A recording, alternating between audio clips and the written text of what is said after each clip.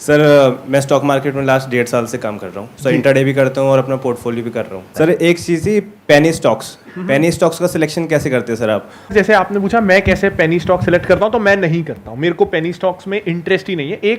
अब penny stock क्या होते हैं पहले मैं बता देता हूँ। वो स्टॉक जो बहुत सस्ते में मिल रहे हैं, मतलब अगर मैं अच्छे शेयर खरीदने जाऊँ ना, तो कई बार एक शेयर 1000 रुपए का होता है। MRF का एक शेयर 75-80 हजार का है। अब ये ना एक बहुत बड़ा मेंटल ब्लॉक है कि एक ही शेयर मिला और 75 हजार का तो ये ऑलरेडी है, और कितना बढ़ जाएगा। हमको लगता है कि 75 हजार की चीज 5 लाख थोड़ी हो जाएगी। 1 रुपए का शेयर 5 लाख हो सकता है। तो मेरे पास 1 लाख रुपए है ना, तो मैं 1 रुपए वाले 1 लाख शेयर्स ले लेता हूं। मेरे पास 1 लाख यूनिट आ गए। क्वांटिटी, हमको क्वांटिटी अच्छी दिखती है कि 1 लाख, और ये लगता है कि ये बढ़ सकता है। 1 का 2 भी हो गया ना तो पैसा डबल। और ऐसा लगता है कि 1 का 2 आसानी से हो सकता है, 75 हजार वाला 1.5 लाख आसानी से नहीं हो सकता। ये एक माइंडसेट रहता है। अब ना यहां पे हम रियल वर्ल्ड से इसको कंपेयर करते हैं कि आप सोना खरीदोगे तो 50 हजार का जरा सा एक सिक्का मिलेगा। लोहा खरीदोगे तो मतलब उठाने के लिए कुली करना पड़ेगा।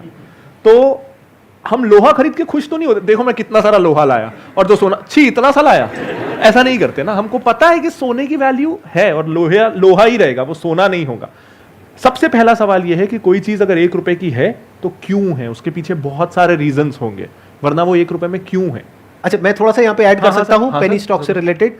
हजारों में से कोई एक कंपनी होती है जो 1 रुपए से बढ़कर के 100 रुपए हो गई या 1000 रुपए हो गई, और हमारा दिमाग यही चलता है कि मेरा भी हो सकता है। सेम जैसे लॉटरी के केस में होता है, सेम जैसे गैम्बलिंग में होता है। करेक्ट, कि वो गैम्बलिंग में अमीर हो गया। मेरी एक बात ध्यान से सुनना, और अगर हो सके तो इसको याद रखना। ये थोड़ी सी अलग है उससे जिस तरह से हम लोगों का माइंड ऑपरेट करता है। मेरा गैम्बलिंग का सीधा सा उसूल है, मतलब इसका मतलब ये नहीं कि मैं गैम्बलर हूं, लेकिन अगर मैं कभी खेलता हूं कैसीनो में जा करके, तो मेरा सीधा सा उसूल है कि मैं जीत करके नहीं उठूंगा। क्योंकि गैम्बलिंग में वो हारता है लॉन्ग टर्म में जो शॉर्ट टर्म में जीतता है।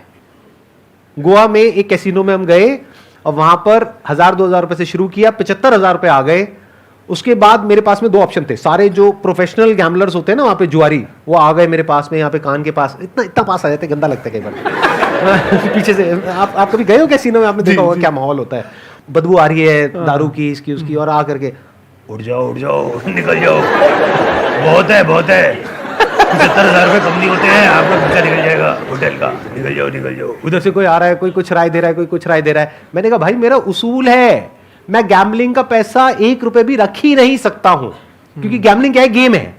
जैसे कोई गेम खेलने जाते हो, जैसे किसी अम्यूजमेंट पार्क में गए, तो वहां जाकर के ये पूछते हो कि भैया मेरे को कितने पैसे मिलेंगे? पैसे देते हो ना। तो ऐसे ही गैम्बलिंग को देखो। ये बातें मुश्किल से समझ आएंगी, बट अगर आ गई तो लाइफ में बहुत आगे जाओगे। गैम्बलिंग में वो नहीं हारता है जो हारता है, वो हारता है जो शॉर्ट टर्म में जीतता है, क्योंकि फिर वो कुछ बहुत बड़ा हारता है लॉन्ग टर्म में। ये जो 100 गुना है, 200 गुना है, 500 गुना है, इस सारे फंडों से बाहर आ जाओ। इस चक्कर में जो है वो भी जाएगा हाथ से। रियलिस्टिक हो जाओ। रियलिस्टिक क्या है? वॉरेन बफेट ने 20% की रिटर्न जनरेट करी year on year since last 70 years, and he is the best. And he is the best. और 20% बहुत होती है जब वो मल्टीप्लाई होता है ना। तो मेरी जो एक्सपेक्टेशन है वो है कि जो इन्फ्लेशन है उससे मुझे 5% ऊपर चाहिए। तो मानो आज अगर 7% है, 12% की रिटर्न आ जाती है, मैं बहुत खुश हूं। तो दिमाग ये लगाओ कि 12% कैसे आए, 15 कैसे आए। इन चक्करों में मत पड़ो कि मैं इसको इतना मल्टीप्लाई कर दूंगा। उसमें पड़ गए तो फंस जाओगे। हाँ, छोटा मोटा अमाउंट जो है आपकी सेविंग का, वो आप लगा रहे हो, उसमें कोई दिक्कत नहीं है। बिल्कुल ऐसा है, आपने लाख रुपए महीने का कमाया, उसमें से 2000 रुपए की लॉटरी की टिकट खरीद ली, दैट इज ओके। लग गई तो लग गई, नहीं लगी तो नहीं लगी। इस माइंडसेट से कर रहे हो तो ठीक है। बट अगर अपने आप को यह समझ करके कर रहे हो कि किसी और ने नहीं देखा इस स्टॉक को, मैंने डिस्कवर किया है और अब मैंने इस पे पैसा लगाया, अब देखो क्या होगा। आज ये 1 रुपए का है, कल 100 रुपए का होगा। अरे भाई 1 रुपए का 10 पैसे का भी हो सकता है। और स्टॉक मार्केट में सबसे जो मुश्किल काम है ना, बताना मैं ठीक कह रहा हूं या गलत कह रहा हूं, वो ये नहीं है कुछ करना, वो है कुछ ना करना। ये जो खुरक होती है ना हमारे अंदर, खुरक वर्ड पता है, बहुत ही प्यारा वर्ड है। एक तरह की खुजली होती है यहां पर, ना अंदर खुजली होती है। स्टॉक नीचे जा रहा है, ऊपर जा रहा है, ये हो रहा है, वो हो रहा है। तो इसको इग्नोर करके टिके रहना अपनी लॉन्ग टर्म विजन के ऊपर, लॉन्ग टर्म स्ट्रैटेजी के ऊपर, ये सबसे मुश्किल काम है। यानी स्टॉक मार्केट में अगर आप कुछ नहीं करते हो ना, जो मैंने आपको बोला है, बस उतना करते हो, यानी इंडेक्स फंड में हर महीने 10,000 रुपए लगाया और शांति से बैठ गए, 20 साल बाद आपके अकाउंट में 1 करोड़ रुपए होगा। गारंटी नहीं है मेरी, लेकिन पॉसिबिलिटी बहुत ज्यादा है। और ये है अगर 12% की रिटर्न आई, अगर ज्यादा आ गई 15%, 20% एवरेज आउट करने के बाद में, तो उससे ज्यादा भी हो सकता है, 1.5 करोड़ भी हो सकता है, 2 भी हो सकता है, but there is a strong possibility, I think around 99% possibility कि अगर दुनिया ही खत्म ना हो जाए, कोई धूमकेतु आकर के टकरा जाए या कोई बहुत बड़ी वॉर हो जाए, कुछ हो जाए, तो तब पैसा बढ़ा के भी क्या करोगे? तब पैसे का क्या करोगे?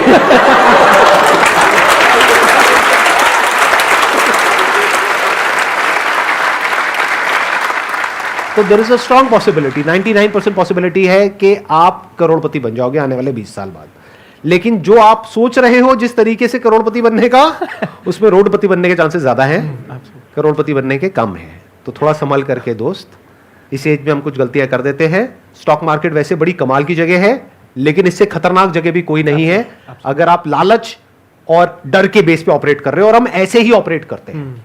माइंड को जितना मैं समझ पाया हूं ना, वो ये है कि हम अपने फीलिंग्स के अकॉर्डिंग एक्ट करते हैं, इमोशंस के अकॉर्डिंग, और इंटेलेक्ट पीछे चला जाता है। इसके लिए सर मैं एक डिसिप्लिन रखता हूं कि मैं ब्रोकरेज ऐप अनइंस्टॉल कर देता हूं। जिस दिन खरीदना है, अपने लैपटॉप को खोला, महीने में 1-2 बार खरीदना है, उस दिन खरीद लिया। मेरे फोन में, हमारे ऑफिस में, इनफैक्ट आई रिमेंबर एक दिन मेरी एक स्कूल की दोस्त थी, उसने हमको ज्वाइन किया और वो मुझसे बोलती है कि प्रांजल, तुम लोग फाइनेंस का काम करते हो, ये कैसा ऑफिस है? ना तो यहाँ टर्मिनल है, ना CNBC चल रहा है, ना बिजनेस न्यूज़पेपर्स हैं। I think you guys really need to upgrade.